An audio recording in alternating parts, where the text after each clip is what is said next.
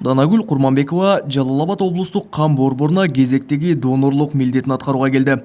Ал жылына 5-6 жолу 450 граммдан акысыз кан тапшырат. Анын донор болуп калуусунун да өзүнчө таржымалы бар. Бир мезгилде мен ушу катырып калып ушу кан 4-группадагы кан аябай керек болгон, көп жыл болду.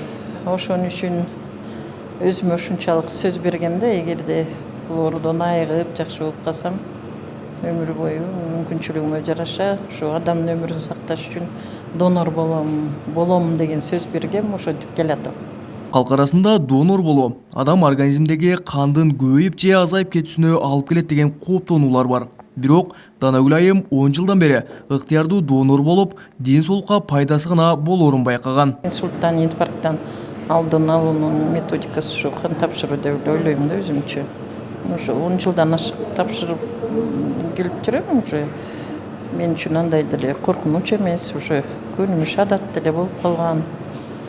Калган мезгилде өзүмдү кан басым жогорулап атканын сезем дагы.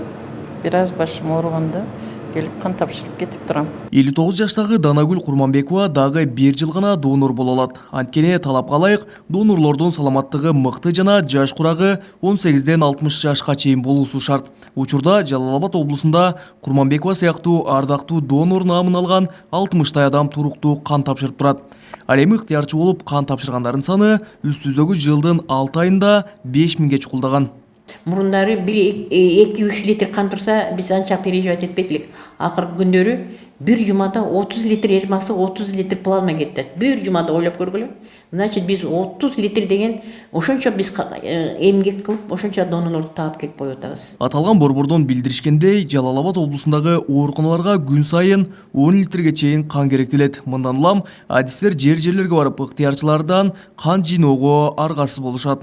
Бир эле азыр Жалал-Абад шаарынын гана кыдырбастан азыркы убакта Кочкор Атадан, Базар Коргондон, Нуукенден, бар жактан мына Көк Жаңактан, мына кечээ жакында Көк Жаңактын больницасынан барып 35 кишиден кан алып келип. Себеби биз өзүбүз жөн эле донорлор качан келет экен деп күтүп отурсак, биз эчтеке менен жеткире албайбыз. Кыргызстанда 1997 жылдан бери сентябрь айынын акыркы жекшембиси донорлор күнү катары белгиленип келет. Анын максаты донорлорду даңазалоо менен алардын санын арттырууну көздөйт. Бүткүл дүйнөлүк саламаттыкты сактоо уюмунун стандартына ылайык 1000 адамга 40 донор болуусу зарыл. Бирок Кыргызстанда 1000 кишиге болгону 6 гана донор туура келет.